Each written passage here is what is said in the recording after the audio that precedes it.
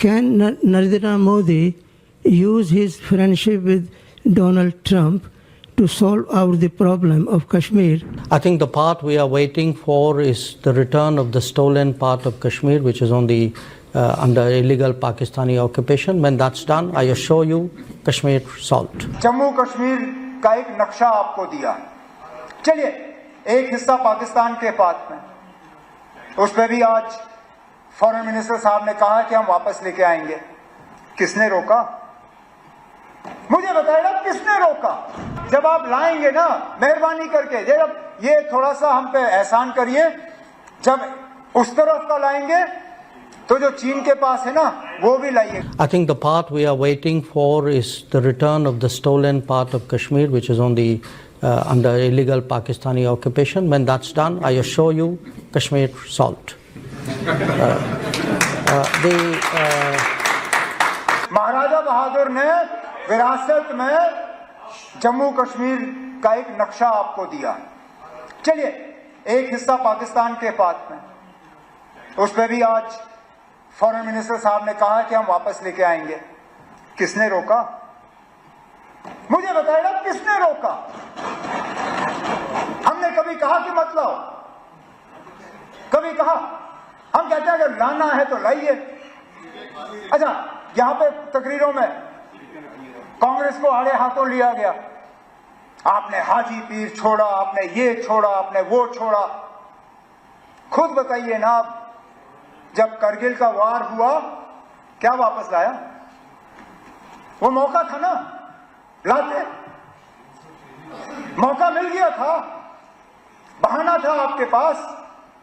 पाकिस्तान ने हमला किया था, अगर लाने का इतना शौक था उस वक्त लाते, नहीं लाए, चलिए कोई बात नहीं, उस वक्त नहीं हो पाया।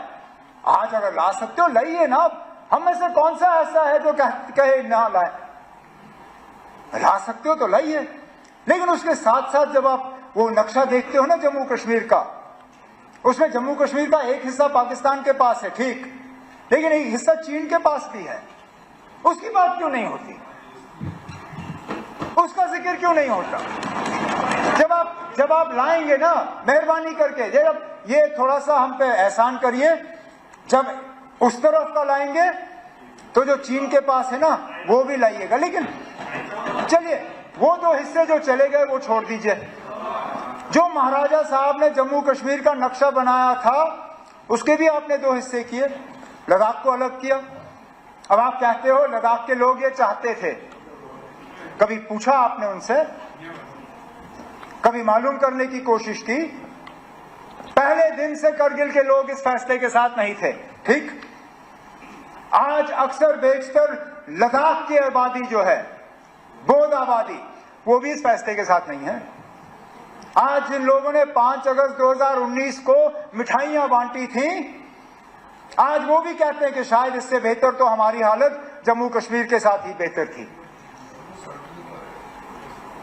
तो पैदल आए लेह से दिल्ली अपने हकूक हासिल करने के लिए, तो वो विरासत का जो हमें मिला था वो भी नहीं रहा। और विरासत में महाराजा साहब क्या छोड़ गए हमारे लिए? स्टेट सब्जेक्ट लॉज, कि हमारी जमीन हमारी, हमारी नौकरियां हमारी। कहां है वो लॉज ना? कहां है वो कानून?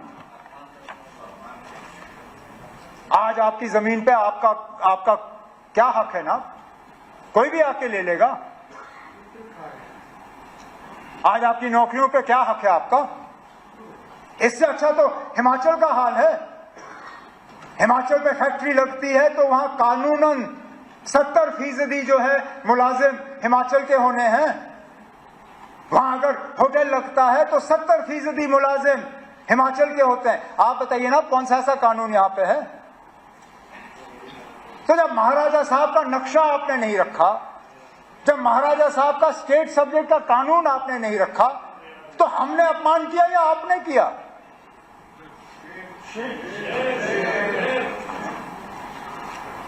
लेकिन चलिए कर लिया। फिर 13 जुलाई पे आप नाराज हुए, आपने वो अल्फाज इस्तेमाल किए जो स्पीकर साहब ने मजबूरन उनको एक्सपंज करना पड़ा। लेकिन आप आपकी और हमारी सियासी सोच बिल्कुल अलग है। आपकी आइडियोलॉजी, हमारी आइडियोलॉजी, उनमें कोई मेल नहीं है। लेकिन कम से कम जब हम अल्फाज इस्तेमाल करें तो सोच समझ के करें। उन 22 लोगों ने जो 13 जुलाई 31 को कुर्बानी दी, वो किस लिए दी? एक आवाज हासिल करने के लिए, कुछ हकूक हासिल करने के लिए। और अगर उनका वो करना गलत होता, महाराजा साहब ने उनकी कुर्बानी के बाद जो कदम उठाए, क्यों उठाए? जो विजिलेंस कमेटी बिठाई गई, जो जस्टिस दलाल कमीशन बिठाया गया, क्यों बिठाए गए? जो उस कमीशन के बाद इलेक्शन का अनाउंसमेंट हुआ, जो इलेक्शन करके प्रजा सभा बनी, वो प्रजा सभा आखिर में जम्मू कश्मीर की असेंबली बनी। अरे नाब, जिन कुर्बानियों के बुनियाद पे ये असेंबली कायम हुई, उनके बारे में भी हम इज्जत से 2 शब्द इस्तेमाल नहीं कर सकते। उनकी सिर्फ इतनी खता है कि वो मुसलमान थे, इतनी खता, ये मानिए आप। क्योंकि बाकी मुल्क में जहां शख्सी राज के खिलाफ आवाज उठी, वहां पे किसी ने उनको गद्दार नहीं कहा। लेकिन यहां पे क्योंकि वो मुसलमान थे और जमहूरियत के लिए लड़ रहे थे, हमारे मुंह से उनके बारे में इस तरह के अल्फाज कितनी आसानी से निकलते हैं। अब मैं बाकी इतिहास, हिस्ट्री में नहीं जाऊंगा, क्योंकि मैंने तारिगामी साहब की तकरीर के बाद उनको एक पर्ची भेजी। मैंने कहा ना, आपने तो मेरी आधी तकरीर मुझसे ले ली, जो आपने पूरा हिस्ट्री का हमें यहाँ पे सुना दिया, तो मैं उसी को अपनी तकरीर समझ के तारिगामी साहब की बात जो है उसको ओन करता हूं। लेकिन आप ये मानिए, आप चाहे आप 13 जुलाई की छुट्टी रखें ना रखें, चाहे आप 5 दिसंबर की छुट्टी रखें ना रखें, उन लोगों की कुर्बानियों को यहाँ के लोगों के दिलों से कोई निकाल नहीं सकेगा। आपको क्या लगता है ना, 5 दिसंबर की छुट्टी हटा के शेर कश्मीर का जो उनकी कद है वो कम होगी? अरे नाब, अगर आपने हमसे पूछा होता, मैं अपनी मर्जी से वो छुट्टी छोड़ देता। मेरे साथी, पता नहीं उनको याद है या नहीं है, जब मैं वजीर आला था पिछली बार, मैंने अपने साथियों से उस वक्त कहा कि हाँ, मैं 5 दिसंबर की छुट्टी छोड़ना चाहता हूं। सलाथिया साहब गवाह हैं। मैंने कहा, इस जम्मू कश्मीर में छुट्टियां बहुत ज्यादा हैं, मैं छुट्टियां कम करना चाहता हूं। लेकिन अगर मैं बाकी छुट्टियों को काटना शुरू करूंगा, ये लोग मुझे कहेंगे कि देखो, अपने दादा की छुट्टी तो रखी, बाकियों को काट गए। तो मैं पहले शेर कश्मीर की छुट्टी जो है 5 दिसंबर वाली निकालूंगा, फिर हम और छुट्टियां जो है कम कर लेंगे। क्योंकि मुझे मालूम है शेर कश्मीर की शख्सियत जो है वो 5 दिसंबर की छुट्टी से नहीं है। उन्होंने जो जम्मू कश्मीर के लिए किया वो कोई मिटा नहीं सकता।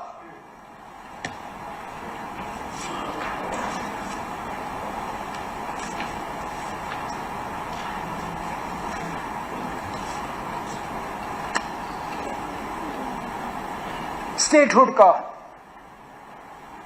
रेजोल्यूशन, हमारे एक साथी ने पूछा, नहीं, मैं उस पर आ रहा हूं कि वो असेंबली में क्यों नहीं आया, कैबिनेट में क्यों? असेंबली में सिर्फ इसलिए नहीं लाया गया क्योंकि हमें तो ये शक था कि यहां पे कोई ऐसी पार्टी या कोई ऐसा शख्स नहीं है जो स्टेटहुड के हक में नहीं है। लेकिन अगर सजाद साहब को शक है कि यहां कुछ लोग ऐसे हैं जो स्टेटहुड के हक में नहीं हैं, लाएं रेजोल्यूशन। में आज कहता हूं ना, हमारे तरफ से सारे मेंबर उसके हक में वोट डालेंगे। वैसे भी शायद कल या परसों इन्होंने वैसे भी हाथ ऊपर करवा के 2 रेजोल्यूशन तो यहां पास कराई थी, ये वाला भी पास करा देते, हम अभी हाथ ऊपर कर लेते। नहीं ना, ये वाला अब इनसे बात करके करवा लीजिए, लाइए ना, इनसे मशवरा कर लीजिए आपके वहां बैठे हुए हैं, लाएं ना, हमें कोई एतराज नहीं है। लेकिन उसके साथ साथ जब तक हमें स्टेटहुड वापस नहीं मिलता तब तक गवर्नेंस पे क्लैरिटी के लिए जो बिजनेस रूल्स जो हैं उन्हें फ्रेम करने की जरूरत थी। अब बेशक थोड़ा वक्त लगा, लेकिन कल रात को कोई 8 बजे के आसपास हमने कैबिनेट की मीटिंग की। हमारे बिजनेस रूल्स जो है वो फ्रेम हो गए हैं, कैबिनेट ने उनको मंजूरी दी है। उस मंजूरी को अब लेफ्टिनेंट गवर्नर साहब के पास भेजा हुआ है और उम्मीद की जा रही है कि उस पर जो है मंजूरी दिलवाई जाएगी, ताकि कम से कम जब तक ये सिस्टम जो है हमारा है, मैं तो मान के चल रहा हूं कि टेम्पररी है, लेकिन जब तक है ठीक तरह से चलना चाहिए, कोई कंफ्यूजन की गुंजाइश रहनी नहीं चाहिए। वो कंफ्यूजन कम हो, उसके लिए ये जो बिजनेस रूल्स हैं ये चलें आगे तो अच्छा है। Subscribe to Midday India. Get direct notifications on all our videos by clicking on the bell icon.